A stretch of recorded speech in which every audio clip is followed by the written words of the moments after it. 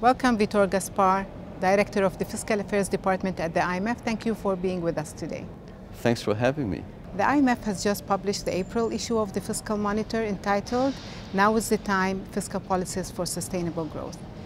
Two key issues are published in this Fiscal Monitor: energy subsidies and energy taxation reform. Why now? Well, if you think about developments in the last 6 months, you realize that the most marked trend was the sharp fall in oil prices. We regard that as a great opportunity to engage in energy taxation and energy subsidy reform.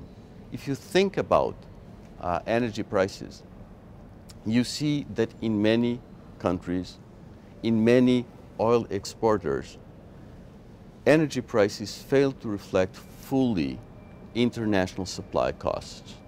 Perhaps more important, almost everywhere, energy prices do not reflect fully the indirect damage that energy consumption causes on people and the environment through, for example, air pollution.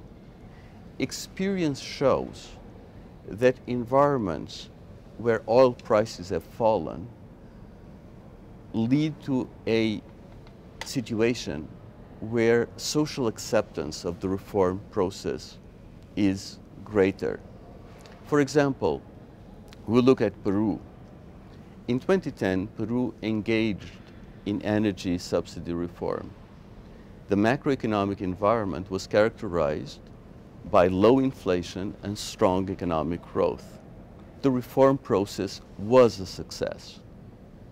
2015 is a very important year.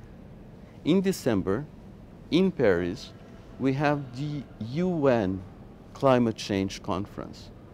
In the run-up to Paris, countries will be pledging emission reduction targets. In that context, energy subsidy and energy taxation reform can only help. Besides the positive impact on environment, what other benefits are there for energy subsidies and energy taxation reform? It's about sustainable growth. It's about sustainable growth. Fiscal policies should support growth, and energy taxation and energy subsidy reform provide an opportunity to do so.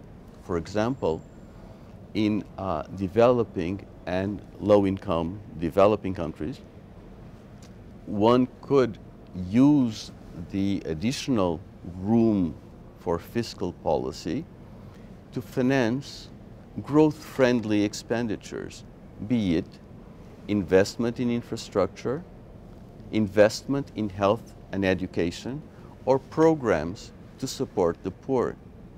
In advanced economies, it's more about cutting taxes, which are particularly detrimental to growth.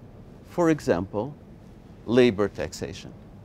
So how can the IMF help those countries that want to implement reforms?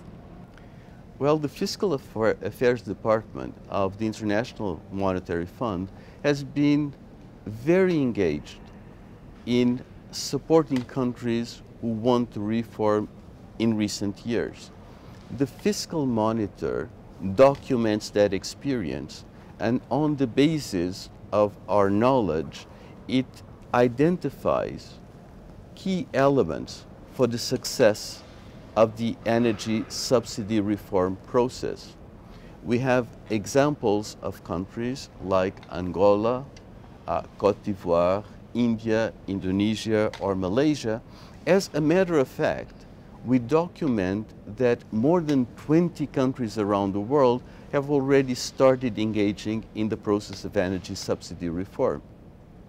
In the context of the environmental priorities for 2015, this is a very promising development. Vitor Gaspar, thank you very much. Thank you.